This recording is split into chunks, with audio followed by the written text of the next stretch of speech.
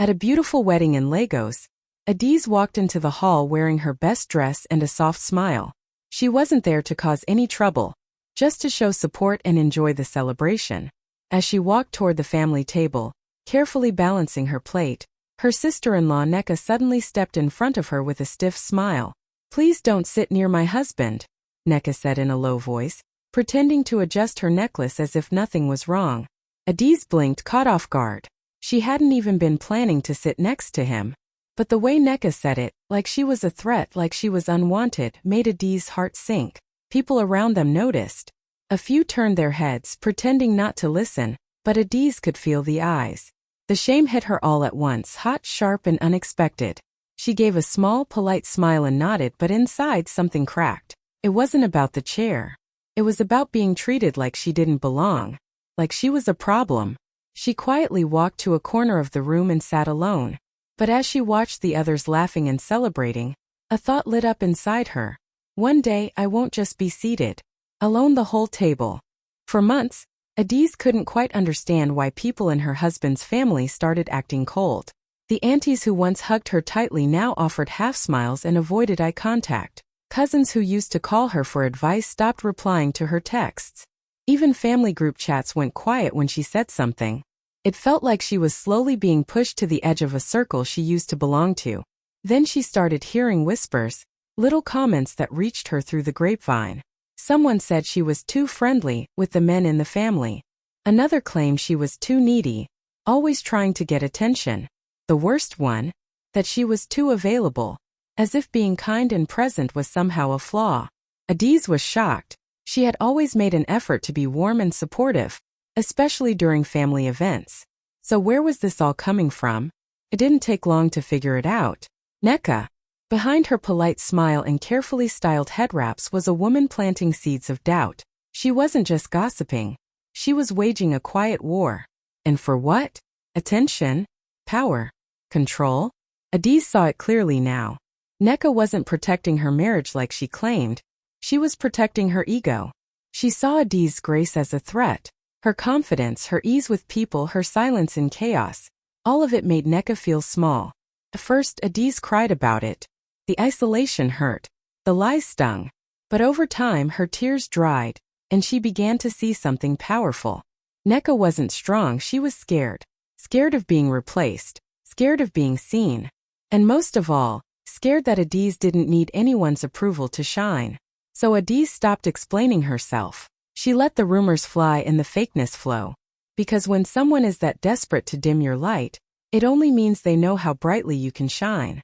Every time there was a family function, weddings, birthdays, even Sunday brunches, Adiz started noticing a pattern. No one saved her a seat. When she arrived, the main table would already be full, and someone would casually wave her toward the back. Not rudely, just dismissively, like she didn't matter.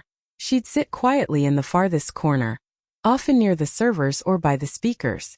No one really talked to her unless they had to. Group photos were taken without her. Sometimes she'd walk up to join a conversation, and people would suddenly find reasons to leave. It wasn't loud or dramatic. It was subtle, but painful. At first she tried harder, brought thoughtful gifts, dressed beautifully, offered to help. But the more she gave, the more invisible she became. They didn't want her. Not really. And for a while that broke her heart. But one day, as she sat alone with her plate, watching everyone else laugh at the big table, something shifted inside her. A quiet voice whispered, "Why fight to sit at a table where you're clearly not welcome?" So she stopped trying. Instead of wasting her energy begging for space in their world, Adiz began building her own. When she got home from those cold gatherings, she poured her feelings into something else. Late nights sketching out ideas, researching business plans, making connections online. She didn't tell anyone what she was doing. She didn't need to. What they didn't know was that every time they sat her at the edge of the room, they were pushing her toward her purpose. Every cold seat was fuel. Every exclusion was a lesson. And every lonely corner gave her the fire to create something of her own. A place where no one would ever feel unwanted again. Because one day, Adiz wasn't going to be asking for a seat. She was going to be the one building the table. Adiz had mastered the art of smiling through pain. At every gathering, every birthday dinner, every awkward brunch, She stayed calm, polite, and composed. When someone made a shady comment about her outfit being too much, she smiled. When Neca loudly joked that Adie's always had time for other people's husbands, she laughed lightly, like it didn't sting. But it did. What no one realized was that behind those calm eyes and graceful nods, Adie's was paying attention. She was watching everything. Who made the comment? Who laughed too hard? Who looked uncomfortable but said nothing? Who changed the topic? She wasn't being passive, she was collecting data. Quietly. Carefully. She didn't confront anyone.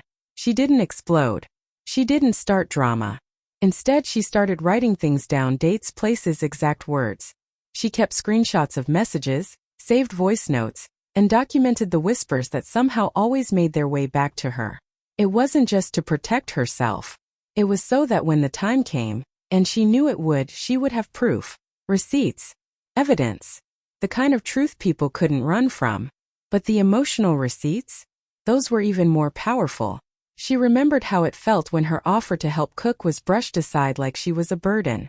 She remembered how Neca introduced her at a party as just the quiet wife, instead of her actual name. She remembered how one cousin used to call her sister, until Neca started her whisper campaign, and now barely made eye contact. And through it all, Adie stayed polite, because she knew something they didn't. Silence doesn't mean weakness. Sometimes silence is strategy. Her smile wasn't fake, it was layered. A mask that gave her the space to watch them reveal their true colors without ever having to raise her voice. They thought she was harmless, forgettable. But Adie's wasn't forgetting anything. She was just waiting for the right moment. Not to get revenge, but to rise with UND. While the rest of the house slept, Adie stayed up late. Not scrolling through social media or watching movies, but building something real. Something powerful. With a cup of tea by her side and her laptop glowing in the dark, she poured her energy into creating her own consulting business. Quietly. No noise. No announcements. Every night, she wrote out ideas, built her website, took online courses, and reached out to potential clients. She wasn't chasing money. She was building a way out. A way forward. A way to never depend on anyone who made her feel small again. Her focus, conflict resolution and negotiation, came naturally to her not because of school but because of what she had lived through. Years of navigating tension, reading between fake smiles, surviving cold shoulders and sharp comments. It had trained her like nothing else could. She knew how to de-escalate drama without losing her voice. She knew how to stand. At yet another family event, Adie showed up like she always did, calm, beautifully dressed, and fully prepared to be ignored. She greeted people politely, received a few fake smiles, and made her way to her usual quiet spot. But this time something was different. Near the edge of the room, sitting alone with a glass of wine, was a man she had never seen before. He wasn't laughing loudly or trying to impress anyone. He looked sharp but relaxed, the kind of quiet confidence that didn't need attention to be powerful. Their eyes met briefly, and he gave her a small, respectful nod. Later, when Adie's got up to refill her drink, she found herself near his table. "Mind if I sit for a bit?" she asked softly. "Please," he said with a warm smile.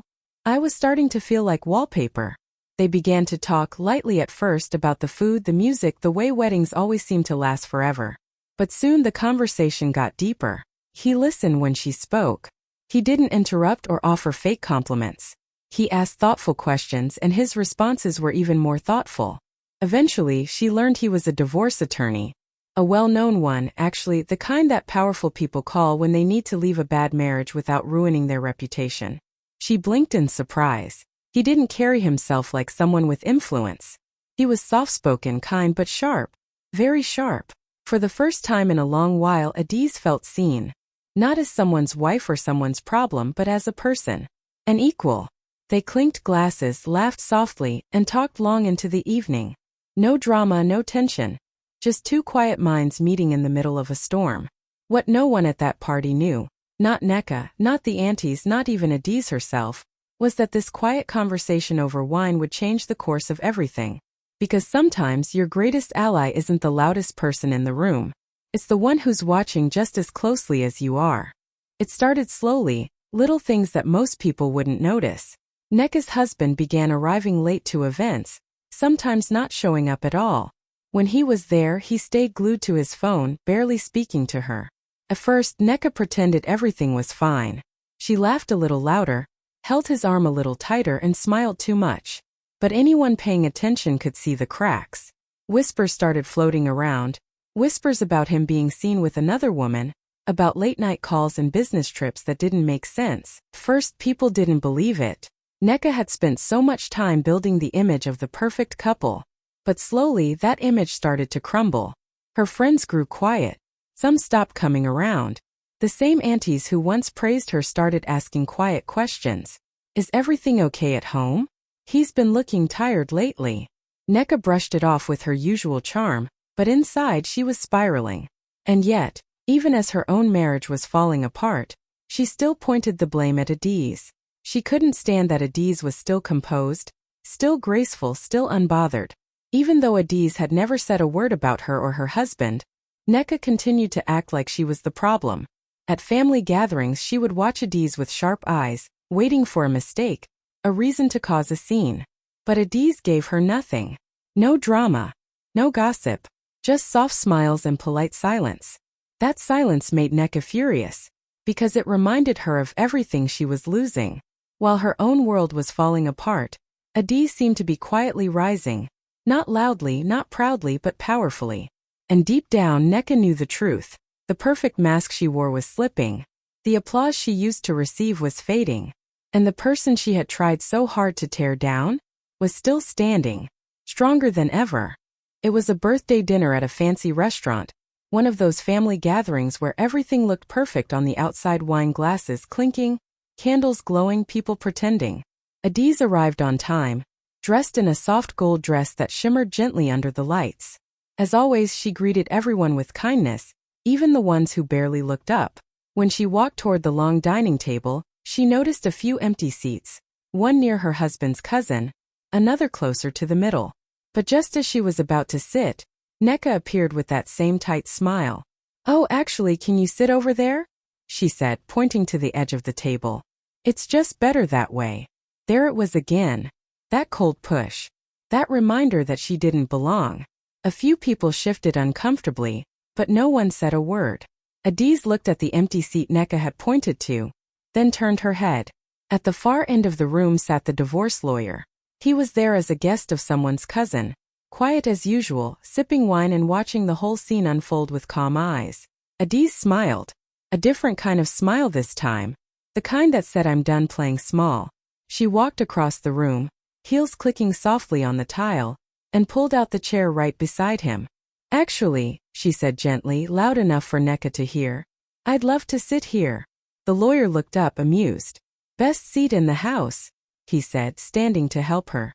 She laughed, not out of spite but out of freedom. For the first time, she wasn't shrinking to make anyone comfortable. She wasn't trying to fit in. She was choosing her space, her peace, her people. All evening, she and the lawyer talked, laughed, and shared stories. Meanwhile, Neca kept glancing over, fuming in silence. The tables had turned, and this time Adiz had chosen where she sat. Not out of rebellion, out of power. Neca had always been the one in control, the loudest laugh, the center of attention, the self-appointed queen of every family gathering. But that night something shifted. People weren't watching her the way they used to. Their eyes kept drifting toward Adiz, calm, glowing, quietly laughing at the end of the table beside the well-dressed man with kind eyes. It burned Neca from the inside out. She had spent months trying to isolate Adiz, spreading rumors, planting seeds of doubt, turning people against her. Yet here she was, not only present but glowing, laughing, at ease. And with a man people were now whispering about. "Isn't that the lawyer? He looks familiar. They look good together." Neca couldn't take it. Halfway through the meal, after a few too many glasses of wine and too much bitterness boiling inside her, she slammed her fork down. The table went quiet. Everyone turned. "I just think it's funny," Neca said, voice sharp and eyes locked on Adiz. "How some people show up to every event like they're the star of the show. Like they own the room." Adiz didn't say a word. She just looked at Neca, calm, steady, unbothered. "I mean, seriously," Neca continued, now fully unraveling. "Why are you always around that man? What are you trying to prove? That you're better than the rest of us? That you're wanted?" Gasps. Awkward shuffling. Some people tried to change the subject. Others froze. The lawyer gently set down his glass, ready to step in if needed. But Adiz still said nothing. Just gave the same quiet, composed smile she always did. And that silence, that grace, only made Neca angrier. You've been trying to steal attention since the beginning, Neca spat. You're not special. You're just loud in a quiet way. That was the moment everyone saw it. Not Adiz as the threat, but Neca as the storm. The perfect image cracked right there at the dinner table. And this time no amount of fake smiles could put it back together. 2 weeks after the chaotic dinner, the entire internet seemed to wake up to a story no one saw coming, except Adiz. It started with a simple court filing that somehow made its way onto social media. Screenshots of the petition spread like wildfire. Neca's husband had officially filed for divorce. But what shocked everyone wasn't just the divorce itself, it was the reason. The petition read, emotional abuse, controlling behavior, defamation of character. People couldn't believe it. The same Neca who always acted like the perfect wife, always posting inspirational quotes and family photos, now at the center of a scandal. And the name of the attorney handling the case? The same quiet, sharp man who had been sitting beside Adiz at the birthday dinner. Comments exploded online.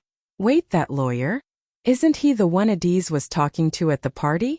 Neca really did all that and thought it wouldn't come back? People began connecting dots they hadn't seen before. Suddenly, all the gossip she had spread about Adiz sounded like projection. All the whispers felt like cover-ups. And the truth hit hard. The one she tried to paint as a threat had never fought back. And yet, here Neca was losing everything. Adiz didn't post a word. Not a picture, not a comment. She just carried on with her life as if nothing had happened. But those who knew knew. The silence spoke louder than any post ever could. Behind the scenes, Adiz was working closely with the lawyer. Not for revenge, for strategy. She had been helping build the public relations plan for the high-profile case. Every headline, every statement, every move, calculated and clean. Neca had tried to tear her down for months. But in the end, the fall wasn't caused by Adiz's hands. It was caused by the truth, and a very public petition that no one saw coming. As the divorce news exploded online and whispers turned into headlines, something even bigger was happening behind the scenes, something Neca never saw coming. Turns out, during her picture-perfect marriage, she had signed several NDAs, non-disclosure agreements, connected to her husband's business ventures. At the time, she probably didn't think twice. Just a few documents her husband handed her to sign, part of being the supportive wife. But now those signatures were coming back to haunt her. Because as the divorce got messier, and the public began demanding answers, Neca made the mistake of speaking out, giving interviews, posting cryptic captions, hinting at things she had no right to mention. And every single word was a violation of the contracts she had signed. And who was managing the legal and PR fallout? Adiz. Yes, the same woman Neca tried to humiliate was now the quiet force behind her ex-husband's new crisis team. Adiz had officially joined his company's PR and strategy board as a consultant. And the first file she reviewed? A thick folder labeled NDA agreements. Neca. She didn't gloat. She didn't laugh. She simply got to work professionally, efficiently, and with the kind of precision that only someone who had lived through that storm could deliver. She built a communications plan, crafted press responses, and helped manage the brand damage. Every time Neca tried to stir chaos online, Adiz calmly sent over a notice through legal. Every lie was met with proof. Every outburst was met with silence, followed by action. People started saying, "Who's handling this so well?" And quietly, people began to hear her name. Not as the woman sitting alone at family dinners, but as the strategist behind the scenes. The fixer. The one who turned pain into power. Neca had tried to destroy her with whispers. But now, Adiz was the one holding the folder full of receipts. And the world was watching her handle it all with the grace of S. After everything exploded, the divorce, the social media storm, the legal drama, Adiz's phone started buzzing nonstop. But this time it wasn't from clients or business partners. It was from family. The same family who had once ignored her, whispered about her, and left her sitting alone at every event. Suddenly, everyone had something to say. "Hey Adiz, just checking in. You good? I've always respected how quiet and graceful you are. You've handled everything with such class. We were just talking about how proud we are of you. Some even tried to act like nothing had happened. You should come over for dinner. We miss seeing you around. Others sent long, awkward voice notes filled with half apologies, blaming misunderstandings or Neca's influence for their past behavior. Adiz read the messages. She listened to the voicemails, and she smiled, not out of bitterness but out of clarity. Where were these people when she sat alone at the corner of the table? Where were they when Neca was tearing her down with smiles and whispers? Where were all these warm words when she needed someone to speak up? So she responded kindly but firmly. Thank you for your message. I appreciate it, but I'll have to decline the invitation. Wishing you all the best. She didn't need to explain herself. She didn't need to reopen wounds just to make others feel comfortable. Her silence had already spoken for her.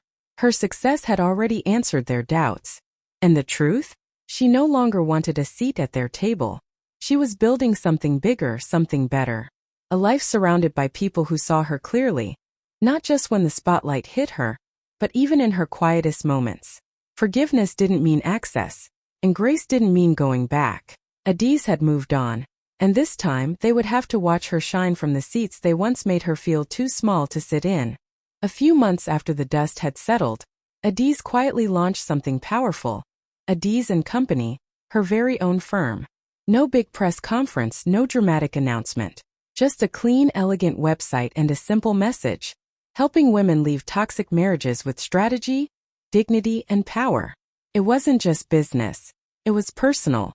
Every service Adiz offered, conflict navigation, silent planning, financial guidance, legal coordination, was built from experience. She had lived it. She knew what it felt like to be humiliated, isolated, and underestimated. And now she was turning that pain into purpose. Word spread fast. Women who had once smiled at her politely from across dining tables were now sending emails late at night. Women in high places. Women in hidden pain. They didn't want noise, they wanted a way out. A clean, smart, quiet way out. And Adiz gave them that. But the real twist? Her first official client wasn't just any woman. It was Neca's ex-husband's new fiancée. She came in calm, sharp, and serious. She had heard about Adiz through the lawyer, and said she admired how gracefully she had handled everything. I want to protect myself, she said, just in case history tries to repeat itself. Adiz smiled gently. Not out of spite, not out of revenge, but because she understood. She helped her craft a legal safety plan, set boundaries, and prepare her career to stay untouched if things ever went south. She didn't tell her what to do.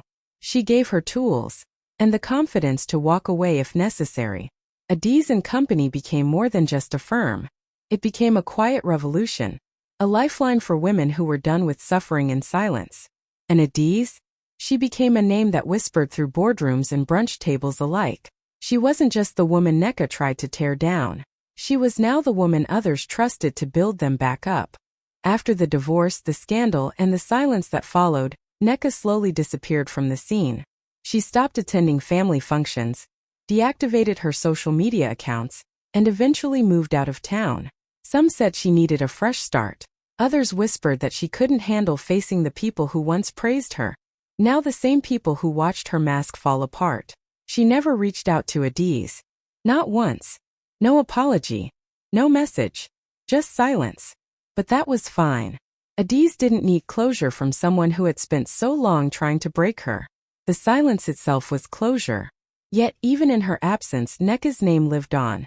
Not in gossip or bitterness, but in lessons. Every time Adiz gave a talk, stood on a stage, or spoke to a group of women fighting to reclaim their lives, she shared a part of her story.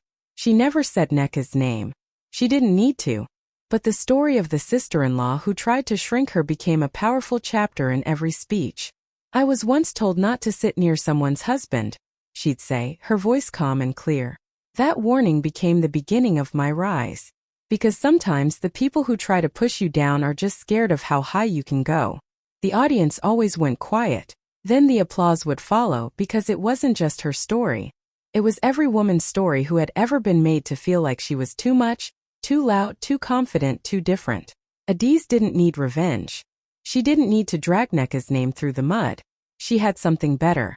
A platform, a purpose, and the kind of peace that comes from knowing you've already won. And somewhere far away, in a quiet city where no one knew her past, Neca lived with her silence. Meanwhile, Adiz turned that silence into strength and shared it with the world. At a packed women's leadership conference in Abuja, Adiz stood on stage, calm and confident in her soft blue agbada, the lights catching the gold embroidery as she spoke into the mic. Her voice was steady, but every word carried weight. "I remember the day my sister-in-law warned me not to sit near her husband," she said, her eyes scanning the crowd. As if I was something to be ashamed of, something to be hidden. The room was silent. I didn't argue. I didn't cry. I didn't beg for a seat at their table. She smiled gently. I just started building my own. A few nods. A few people wiped their eyes. Because sometimes when people exclude you, they're actually setting you free. And when she warned me not to sit beside her husband, she had no idea I'd end up sitting beside lawyers, CEOs, investors, and most importantly, my purpose. The crowd stirred. She tried to shrink me, but all she did was push me into a corner I turned into a foundation. And then she ended it with a quiet, unforgettable line. She warned me not to sit near her husband, so I sat next to my destiny instead. The room erupted. Applause. Cheering. A standing ovation that lasted nearly 2 minutes. Because in that moment they all understood. Adiz didn't just survive humiliation. She transformed it. She didn't seek revenge. She built legacy. And she didn't just sit at a table. She owned it.